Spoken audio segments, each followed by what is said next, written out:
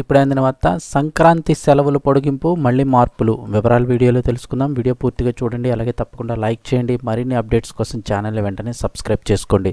ప్రభుత్వం నుంచి వచ్చే లేటెస్ట్ అప్డేట్స్ అన్ని కూడా ఎప్పటికప్పుడు మన ఛానల్ ద్వారా తెలియజేయడం జరుగుతుంది. అలాగే చాలామంది వీడియోస్ చూస్తున్నారు కానీ సబ్స్క్రైబ్ చేసుకోవడం లేదు ఫ్రెండ్స్, సబ్స్క్రైబ్ చేసుకోండి. పక్కన బెల్ ఐకాన్ ఆన్ చేసి పెట్టుకోండి. లేటెస్ట్ అప్డేట్స్ అన్ని మిస్ అవ్వకుండా మీకు ముందుగానే తెలియజేయడం జరుగుతుంది. అలాగే వీడియోని లైక్ చేస్తే మరింత మందికి సమాచారం చేరుతుంది. ఇంక వివరాల్లోకి వెళ్ళి సెలవులు వస్తేనే విద్యార్థులు ఎగిరి గంతులేస్తుంటారు. ఇంకా అలాంటిది ఇప్పుడు వారం రోజులకు పైగానే సెలవులు వచ్చాయి. ఇప్పటికే ప్రభుత్వాలు సంక్రాంతి సెలవులు ప్రకటించాయి. ఆంధ్రప్రదేశ్లోని అన్ని స్కూళ్లకు సంక్రాంతి సెలవులు ప్రారంభమయ్యాయి. జనవరి 10 నుంచి 19 వరకు ఇస్తున్నట్లు ప్రభుత్వం వెల్లడించింది. ఇక తెలంగాణలో చూస్తే తెలంగాణలో స్కూల్స్ విద్యార్థులు సంక్రాంతి సెలవులు ఎంజాయ్ చేస్తున్నారు.